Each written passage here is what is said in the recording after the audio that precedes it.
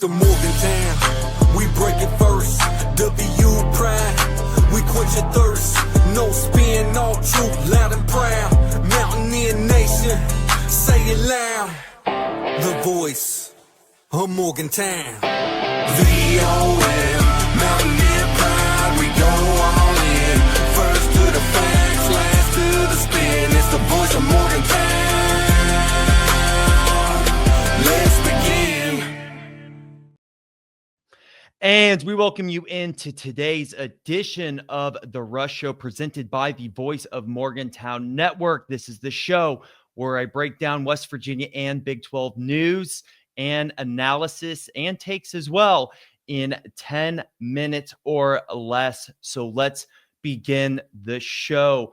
On Saturday's game against Robert Morris, there was a lot of great that came from that game, a lot of good, and definitely some ugly things, especially in that first half with the amount of turnovers as well. But something great that came for that game that I want to focus on, especially as we play Ohio this week on the road.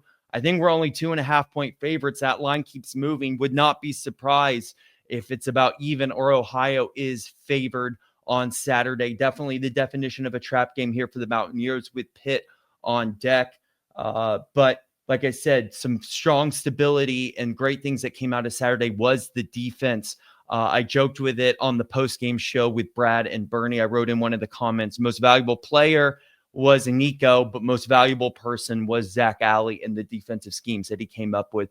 Love that 3-4 hybrid defense. You don't know who's coming off the end, where the linebackers are coming from, and it causes a lot of uncomfortability with the offense, especially trying to pick up where different blitzes and different schemes are coming from. A couple stats I would like to go over from this game was, of course, only 3 of 15 third down conversions, and those all came in the first half. So excellent statistic there. One I would like to see keep going. Of course, only 123 yards of total offense from Robert Morris.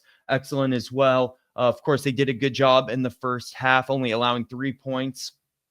But we even saw in this game that second half adjustments were made. So with defense, adjustments are king, especially as the season goes on and more of these schools have tape on the defense and the type of schemes that they want to throw out there. So something that we'll keep having to make adjustments as the season goes on. And that's something I want to get to as well, is adjustments that are made in this season, right? We saw it a lot this weekend, not in every game, of course, but I think we saw it in most games that as the football season starts out, the defense is usually ahead of the offense, right? Another game I can think of at first was that Virginia Tech, South Carolina game where it was 8-10 for the longest amount of time. I do think we saw it in a lot of other games as well, where it does take the offense a little longer to get into these games, get comfortable, get a rhythm down, get going. And the defense is just usually ahead. It's just what we see is they have, they're usually able to come out of I'll say training camp more in sync. There's more cohesion on the defensive end. And I think offense is just one of those sides of the ball where it just takes time to get timing down and feeling comfortable with your guys and getting that. And then I usually think mid-season is where you kind of start seeing that switch of where offenses can start getting ahead of these defenses. And then, of course, that's where those defensive adjustments came in. But something I specifically want to go over and talk about too is time of possession in this game, because this is going to be very important, especially with Rich Rod's tempo offense and how quick they like to move the ball. Is even with all these great defensive statistics in the game from Saturday, Robert Morris still led in time of possession with, I think it was 32 minutes and 30 seconds, while West Virginia was 27 minutes and 30 seconds. So even a game in which West Virginia completely dominated, right? 45-3, especially in the second half. But in a tempo offense where Rich Rod wants to move fast, hurry up offense, go, go, go, go, go. Regardless of the success of that offense, the defense is going to have to be out there a lot. So even if no one's stopping this offense. They go through, score in a couple minutes. Defense has to trot back out there, right? We saw in the game on Saturday, right? I think it was 4 turnovers in the first half. Defense they could have a 3 and out, got to get back on the field and be ready to get another stop out there. So we are going to see this defense on the field a lot this year. And this is why we are very fortunate to have Zach Alley at the helm, a young defensive genius who has the ability to become a head coach one day in college football. Hopefully we can keep him around in Morgantown for a while. If he has a really good season this year, it may come quicker than we would like, but hey, that's a good problem. That means he was an excellent defensive coordinator for us. And, we got to adjust from there. But let's continue to talk about this season. As I said earlier in this episode, as these offenses start getting more and more film on these defenses, kind of start seeing their tendencies, their idiosyncrasies, the types of schemes they like to run in different parts of the game or different down and distances, offenses are going to start to catch on. And it is even more imperative that Zach Alley and then this defense are able to adjust as the season goes on, the competition gets better, and they're willing to throw different things at offenses depending on their strengths and weaknesses in different games. This game against Ohio in Athens on Saturday brings a new set of challenges for this West Virginia team, specifically the defense, right? Ohio is a team that just won the MAC championship. So even for a mid-major team we're facing, this is on the higher level of things. They're going to be ready to play. And I know they have a new coach, but this isn't a game that shouldn't be taken lightly. I mean, we saw Iowa State lose this game a couple years ago in Athens. So this is going to be a difficult environment to play.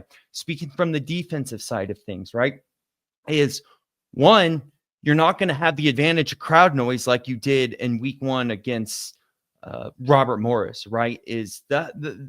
Yes, I do think West Virginia fans will show up and you'll hear more noise than you would like going against a Kansas or Kansas State or another Big 12 game on the road, but you can't expect it to be a complete wash. I'll say that too.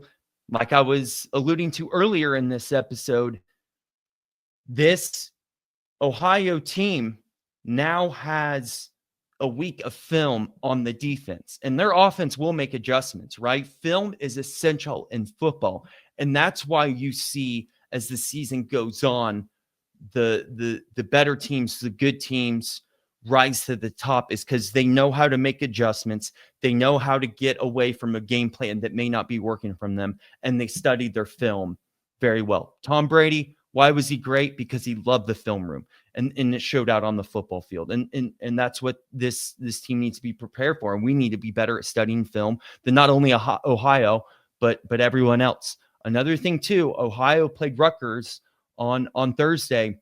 And so they have more rust than us. They've had more time to prepare for this game.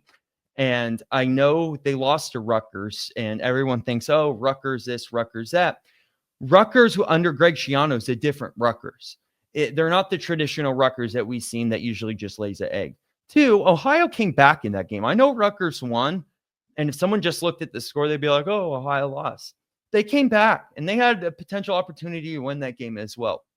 So all I'm saying, I know there'll be more time to talk about Ohio in general, but from the defensive side of things is there's no more Robert Morris. Teams are only going to get better, and we're not going to have the same advantages that you have in a week 1. I think we're in good hands with Zach Alley. I'm excited for what the future holds for this team and the defense, but it's essential from the defensive end to know that the other team is going to lead in time of possession with the tempo offense that Rich Rod runs, no matter how successful, no matter how unsuccessful.